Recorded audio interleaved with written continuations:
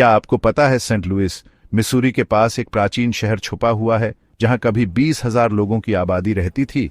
काहोकिया में आपका स्वागत है, एक बेहतरीन जगह जो विशाल मिट्टी के टीलों और समृद्ध इतिहास से भरी है। हमारे साथ जुड़ें और इस भूली हुई सभ्यता के रहस्यों को उजागर करें और दुनिया भर के दूसरे अद्भुत प्राचीन शहरों का पता लगाएं जिन्होंने हमारी दुनिया पर अपनी छाप छोड़ी है। सेंट लुइस, मिसूरी के पास एक दिलचस्प प्राचीन जगह है जिसके बारे में बहुत से लोग नहीं जानते। इसे काहोकिया कहते हैं। 11वीं शताब्दी में कभी 20,000 तक की आबादी वाला एक समृद्ध शहर काहोकिया अपने विशाल मिट्टी के टीलों के लिए प्रसिद्ध है जिन्हें हाथ से बनाया गया था। इन टीलों में से सबसे बड़ा टीला आज भी काहोकिया माउंट स्टेट हिस्टोरिक साइट पर खड़ा है। हालांकि इस सभ्यता के बारे में बहुत कुछ रहस्य बना हुआ है, शोधकर्ताओं ने वहां मिली कलाकृतियों से दिलचस्प जानकारी इकट्ठा की है। उदाहरण के लिए, वैज्ञानिकों को इस जगह पर प्राचीन दांत मिले हैं और उनकी संरचना की जांच करके वे बताते हैं कि काहोकिया में विभिन्न प्रकार के स्वदेशी समूह रहते थे जिनमें से लगभग 1/3 महाद्वीप के अन्य क्षेत्रों से आए थे। टीलों की व्यवस्था इंगित करती है कि यह सिर्फ गांवों का समूह नहीं बल्कि एक सोची समझी योजना से बनाया गया शहर था। शासक टीलों के ऊपर रहते थे जबकि बाकी आबादी आसपास की इमारतों में रहती थी। यह सोचना अद्भुत है कि इस विशाल शहर के भीतर लोग खेती, शिकार, लकड़ी काटने, मिट्टी के बर्तन बनाने और बुनाई का काम करते थे। काहोकिया के केंद्र में लगभग 100 फीट ऊंचा एक विशाल टीला था जो एक बड़े लकड़ी के बाड़ से घिरा हुआ था। इस बाड़े के अंदर शहर का केंद्र था जिसमें एक विशाल मैदान था जिसके बारे में माना जाता है कि यह चारों दिशाओं का प्रतीक है जो ब्रह्मांड के साथ निर्माताओं की सद्भाव की इच्छा को दर्शाता है। यह मैदान समारोहों और कार्यक्रमों के लिए एकत्रित होने की जगह के रूप में काम करता था जो काहोकिया के बाहर से आने वालों को आकर्षित करता था। शहर के पतन के कारण अनिश्चित हैं। कुछ लोगों का मानना है कि जंगलों की कटाई के कारण पर्यावरण का क्षरण हुआ, जबकि दूसरों का तर्क है कि शहर के पतन के बाद भी मिट्टी उपजाऊ रही। दिलचस्प बात यह है कि काहोकिया के पतन को प्रभावित करने के लिए यूरोपीय अभी तक नहीं पहुंचे थे।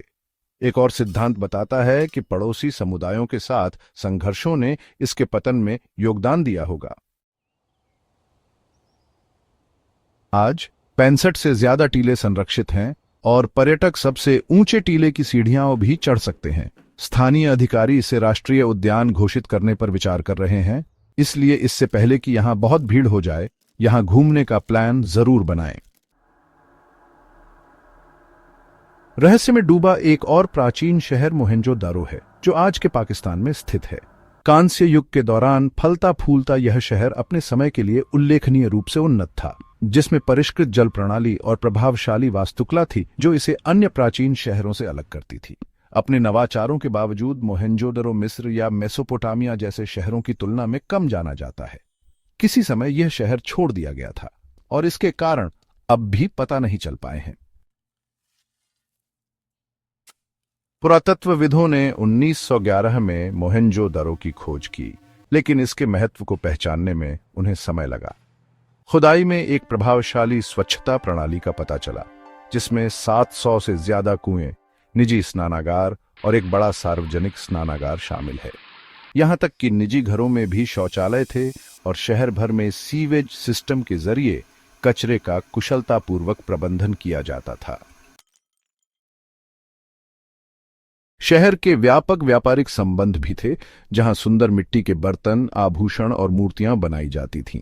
हालांकि इसके छोड़ दिए जाने के कारणों पर अभी भी बहस चल रही है। कुछ लोगों का सुझाव है कि पास की नदी में बदलाव ने इसमें भूमिका निभाई होगी।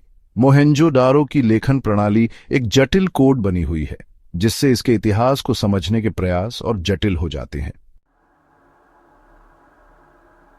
क्या आपने कोलमनस्कॉप के खोए हुए शहर के बारे में सुना है? नामीब रेगिस्तान में बसे इस पूर्व शहर की कहानी बहुत दिलचस्प है। कहा जाता है कि इसका नाम कोलमन नाम के एक व्यक्ति के नाम पर रखा गया था जो स्थानीय टीलों में फंस गया और गायब हो गया। 1908 में एक रेलवे कर्मचारी को एक चमकदार पत्थर मिला जो हीरा निकला। इस खोज ने कोलमनस्कॉप को अफ्रीका के सबसे अमीर शहरों में से एक में बदल दिया। आलीशान पत्थर के घरों, एक स्कूल, एक अस्पताल और यहां तक कि ठंडा करने के लिए एक बर्फ का कारखाना भी था। अस्पताल में दक्षिणी अफ्रीका की पहली मशीन थी, जिसे यह जांचने के लिए डिजाइन किया गया था कि कहीं कर्मचारी अवैध रूप से हीरे तो नहीं निगल रहे हैं।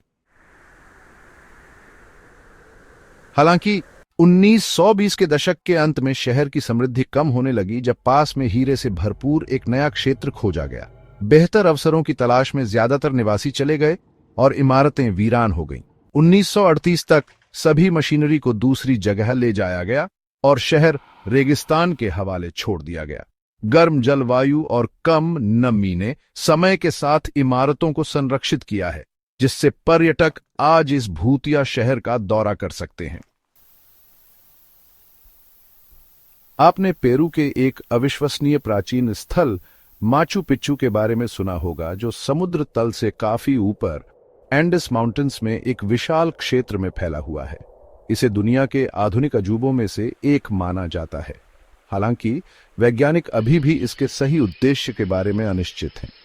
हो सकता है कि इसमें 750 लोग रहते हों, लेकिन बहुत कम सुराग मिले हैं। कुछ लोगों का मानना है कि यह एक आध्यात्मिक या धार्मिक स्थल के रूप में काम करता था, जबकि अन्य सोचते हैं कि यह रईसों के लिए एक आरामदायक जगह रही होगी। व्यापक छतें संकेत कर सकती हैं कि इसका उपयोग फसल परीक्षण के लिए किया जाता था या व्यापार केंद्र के रूप में, और यहां तक कि एक सिद्धांत यह भी है कि यह एक जेल के रूप में काम करता था, क्योंकि यहां एक कोठरी जैसा क्षेत्र मिला है।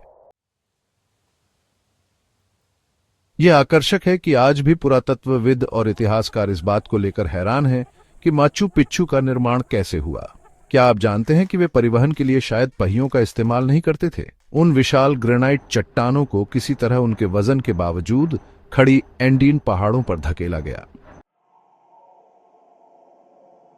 काहोकिया के रहस्यमय टीलों से मोहेंजो-दारो की उन्नत शहरी योजना तक और कोलमांस्कोप के भूतिया शहर तक, ये प्राचीन स्थल हमें पिछली सभ्यताओं की अविश्वसनीय उपलब्धियों की याद दिलाते हैं। तो आप क्या सोचते हैं? इनमें से कौन सा खोया हुआ शहर आपको सबसे ज्यादा आकर्षित करता है? हमें कमेंट्स में बताएं, और दुनिया के इतिहास की और दिलचस्प खोजों के लिए विजी फैक्ट्स को सब्सक्राइब करना ना भूलें।